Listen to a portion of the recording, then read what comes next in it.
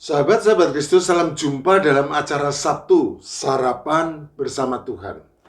Adapun menu sarapan hari ini diambil dari Amsal pasal 10 ayat 1. Amsal Salomo.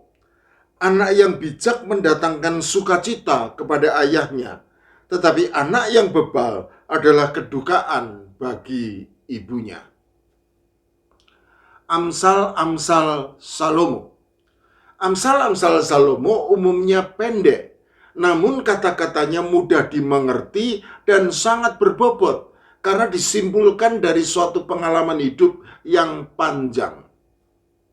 Kebanyakan diantaranya merupakan distikon, yaitu suatu istilah sastra untuk menyebut jenis puisi yang setiap baitnya terdiri atas 2 baris kalimat yang kata-kata dan maknanya akan sampai pada kesimpulan yang kuat pada akhir baris kedua, atau sering juga disebut sebagai kuplet tertutup.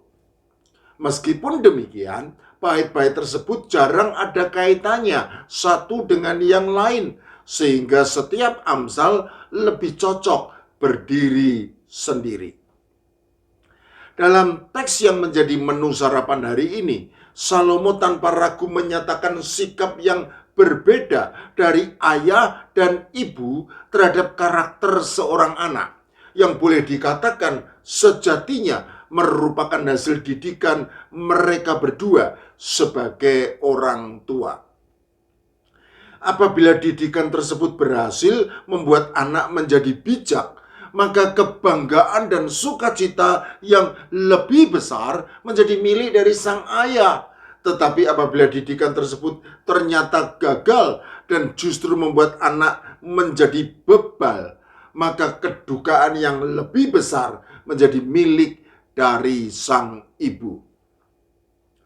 Sudahlah tentu apabila seorang anak berhasil tumbuh menjadi seorang yang bijak, maka hal itu mendatangkan sukacita bagi ayah dan ibunya.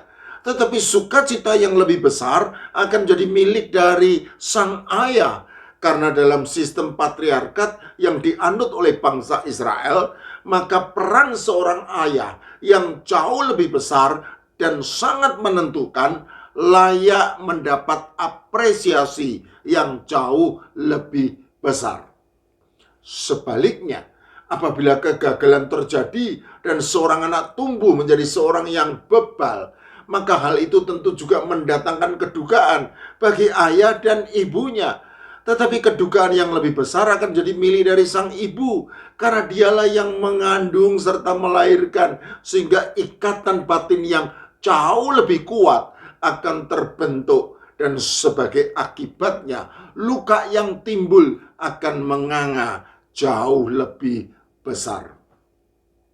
Mungkin seorang ayah akan cenderung merasa kecewa dan bahkan marah terhadap kebebalan anaknya.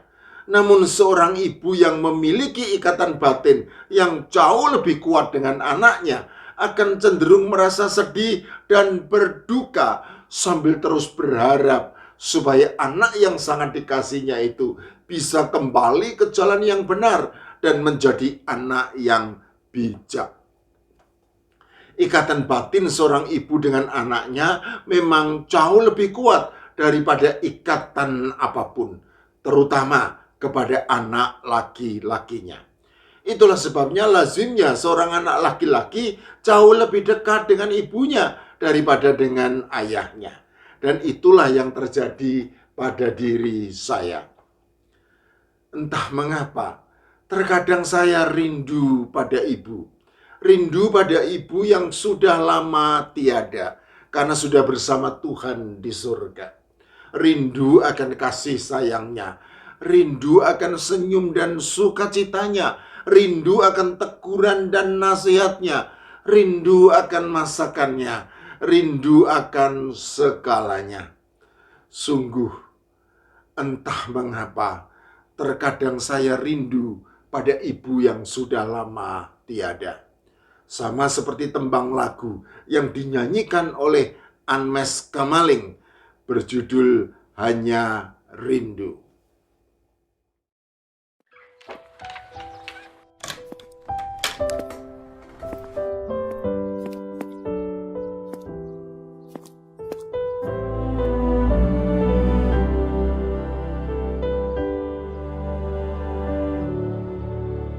Saat ku sendiri, kulihat foto dan video bersamamu yang telah lama ku simpan.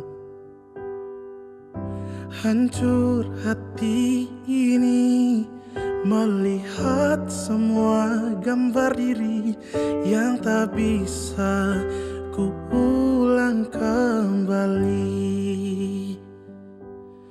Ku ingin saat ini engkau ada di sini,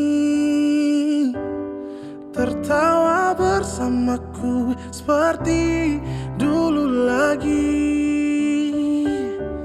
Walau hanya sebentar, Tuhan tolong kabulkanlah.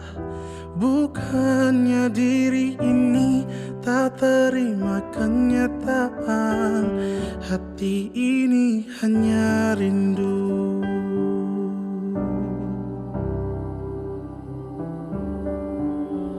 Segala cara telah ku coba agar aku bisa tanpa dirimu.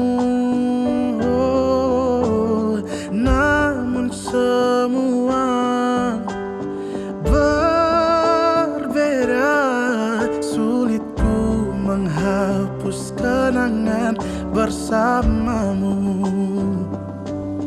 Ku ingin saat ini engkau ada di sini, tertawa bersamaku seperti dulu lagi.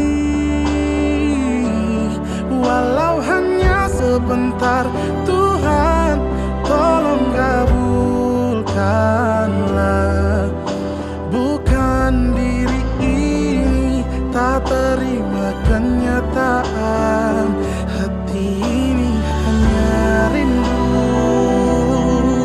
Oh, oh, hanya rindu.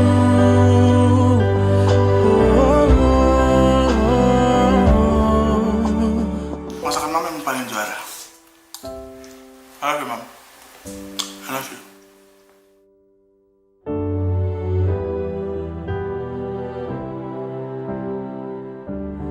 Ku ingin saat ini engkau ada di sini,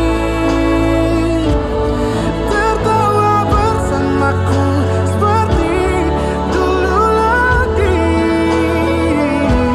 Walau hanya sebentar, Tuhan tolong kabulkanlah.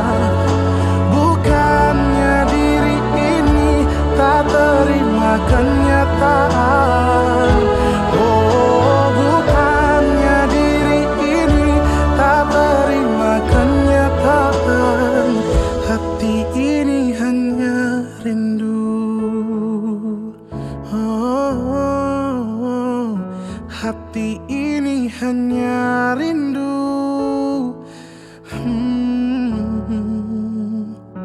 Ku rindu senyummu, Ibu. Pesan mama, tetap rendah hati, harus belajar dan selalu mengucap syukur apa yang Tuhan kasih di kakak. Iya. Entah mengapa, terkadang saya rindu pada ibu.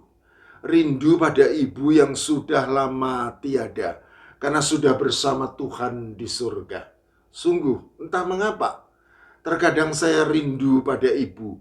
Walau sekedar duduk di pangkuannya dan merasakan belayan tangannya yang mengusap-ngusap kepala saya. Sungguh, saya rindu pada ibu.